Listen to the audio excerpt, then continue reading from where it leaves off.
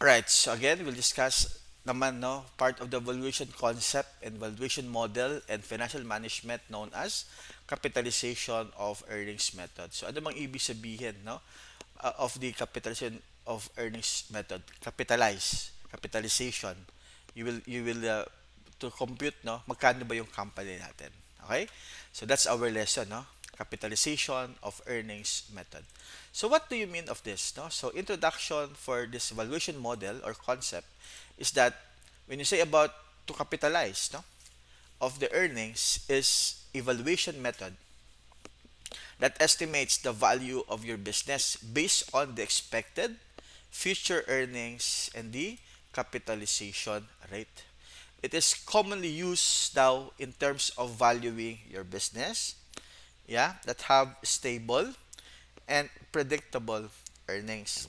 So, ano yung purpose nila? No? So, the purpose of this is that to determine the present value of your earnings. We will compute, no? Magkano ba yung ating present value? Okay? It also provide daw, no? Also the realistic assessment, no?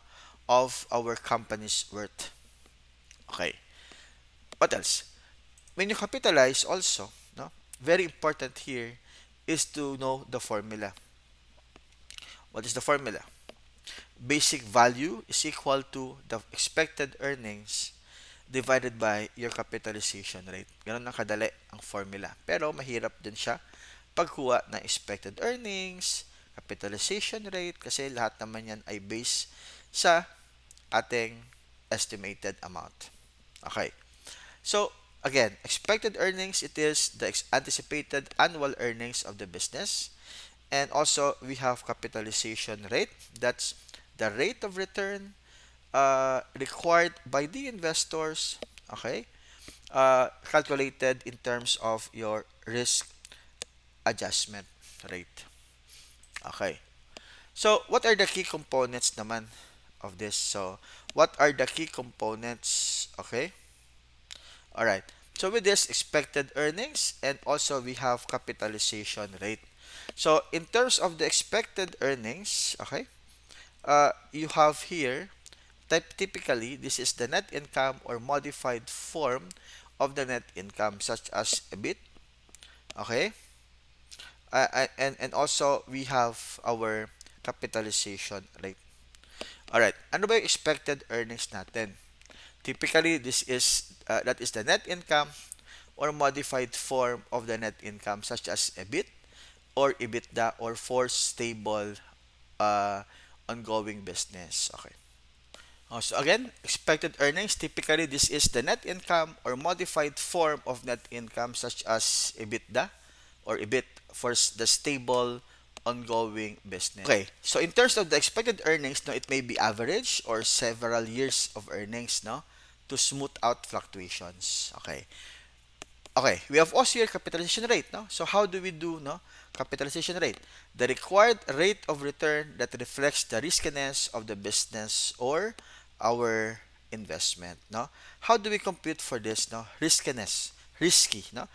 May risk ba tayo? Okay. So, of course, we go back to the CAPM model, no? Ano nga yung CAPM model? To measure your risk, no? We have risk-free rate, risk premium, no? Market return, di ba? So, risk-free rate plus our risk premium. So, very important is to know, no? Your capital asset pricing model. Okay. So, ano naman class? So, what are also the business value, no? The results of applying the earnings and capitalization rate to derive the company's estimated value. Okay.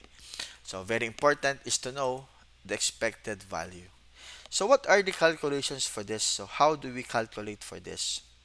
Number one, no, we assume that expected earnings, so you have 500,000 and you have also here your capitalization rate of 10%. O, yan naman po ay lahat given, ha? O, ano lang yan, part lang yan ng ating computations, no? Okay. So, with this particular, no, uh, let's assume that expected earnings is 500,000. Then you have also your capitalization rate of 10% again. So, ano yung formula natin?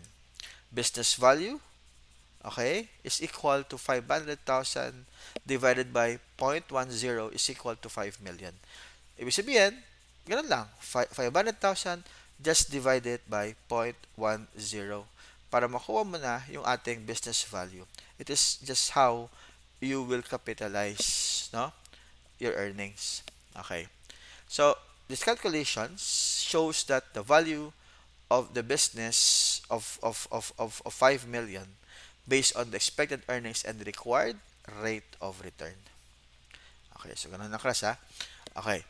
So, also, another example for this is that in the expected return, no?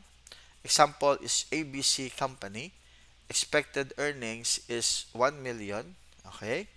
Then you have capitalization rate of 8%. How do we compute for that? Business value of 1 million. Just divide lang by 0.08 and you have your 12,500. And with this, the estimated value of the ABC Corporation is at 12.5 million based on the capitalization earnings method. Okay. What else? So, yan. So, magkano class? You have here 12.5. That's the business value. Just multiply lang the retained expected earnings by your capitalization rate.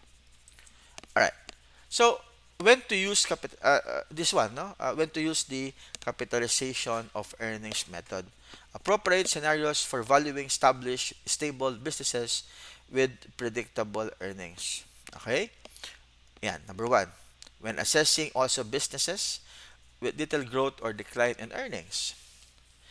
It can also be used in valuations, no, for small businesses or income generating assets.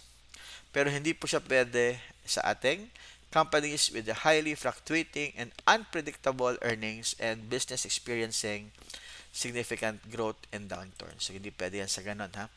Okay. Then also, strength naman of this method, simplicity and ease of use.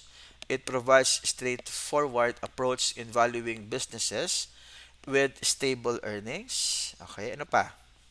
Focus also on profitability. Reflects the company's ability to generate profit over time.